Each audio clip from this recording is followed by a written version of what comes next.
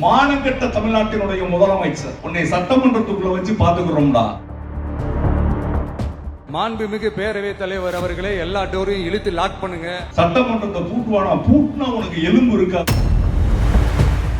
5 நிமிஷம் பேசினதுக்கே குளத்தூர்ல கொத்து பரோட்டா போட்டாங்க. கொத்து பரோட்டா போட என்னடா கொத்து பரோட்டா போட?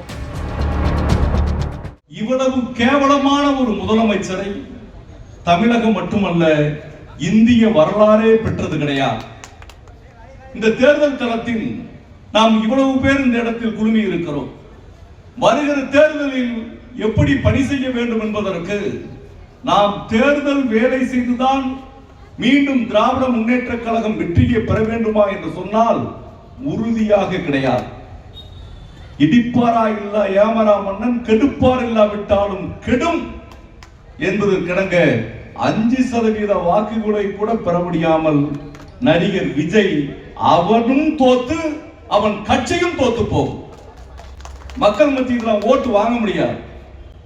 ஒரு உலகத்தில் பிரசித்தி பெற்ற ஒரு தலைவரை பெருந்தலைவர் காமராஜர் அவர்கள் வெற்றி வாய்ப்பை இழந்திருக்கிறார்கள்.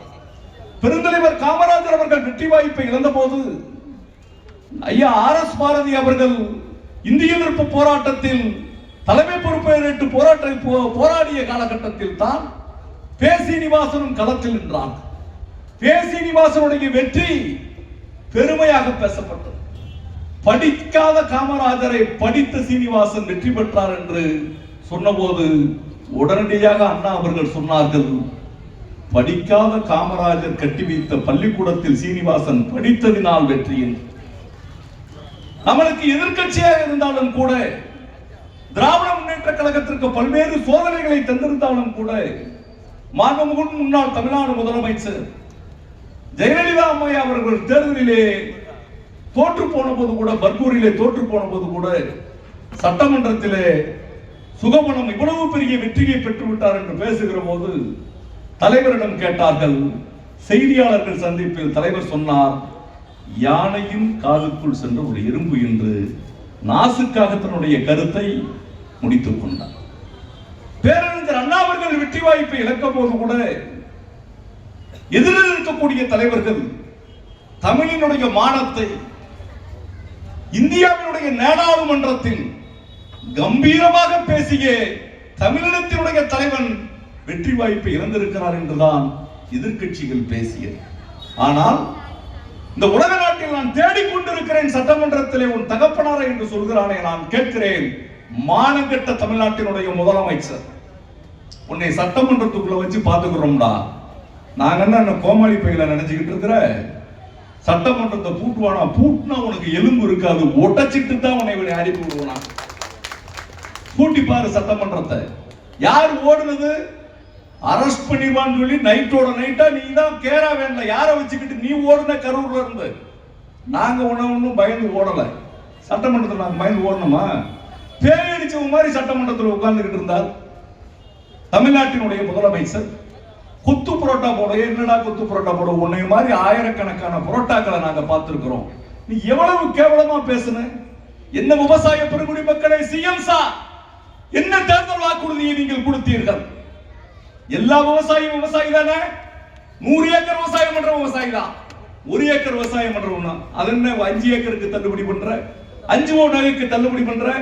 மற்றவெல்லாம் சோத்துல கை வச்சாதான், சேத்துல கை வச்சாதான் நம்ம சோத்துல கை வைக்க முடியும். நாகப்பட்டினத்துல வெக்கம் இல்லாம பேசுறீங்க. 24,000 கோடியை நாங்க தள்ளுபடி பண்ணோம். 5 நகை தள்ளுபடி, 5 ஏக்கர் நிலத்துக்கு தள்ளுபடி, கூட்டுறவு கடன் தள்ளுபடி, சுய உதவி குழு கடன் தள்ளுபடி. எவ்வளவு கடன் பண்ணோம்? 24,000 கோடி, 2,600 கோடி. 10% கடனை கூட வெக்கம் இல்லாமல் என்ன சிஎம் சார் பேசுறீங்க? எங்க ஊர்ல வேடநத்தத்துல என் அன்பு மகன் ஒருவன் ஏதோ ஒரு சுயநலம் இல்லாத ஒருத்தரால் கற்பழிக்கப்பட்டு அவள் இறந்து போய்விட்டால் இந்த இடத்துல என்ன பேசுறேன்? அதுதான் தமிழ்நாடு முழுவதும் எதிரொலித்தது. எங்களுடைய அமைச்சர் அதனால்தான் வெற்றி வாய்ப்பு வந்தான். நான் கேட்கிறேன், இன்னைக்கு தமிழ்நாட்டில் அந்த அன்பு மகளை போன்று 3 வயது குழந்தையில் இருந்து 95 வயது பாட்டி வரை உன்னுடைய ஆட்சியில் சுதந்திரமாக இங்கு யாரும் நடக்க முடியல.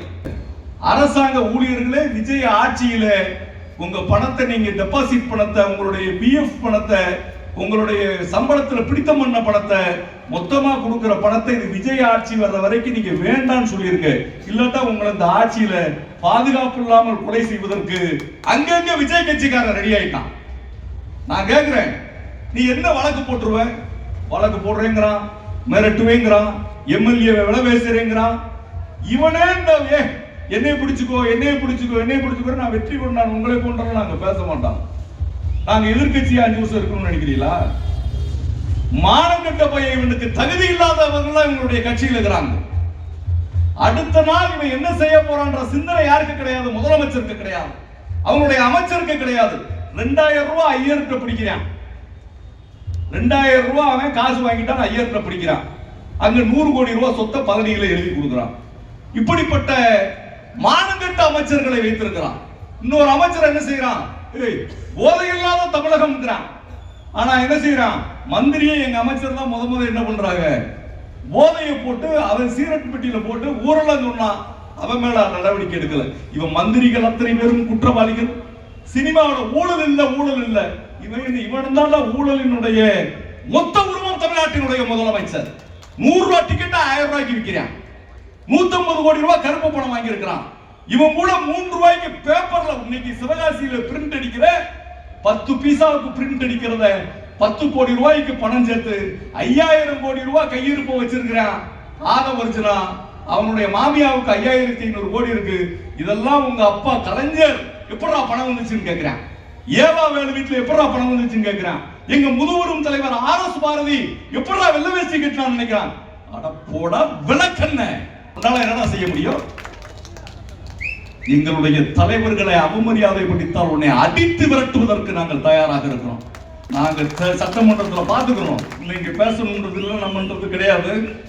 எந்த இடத்துல எது பேசினாலும் அடிப்போம்.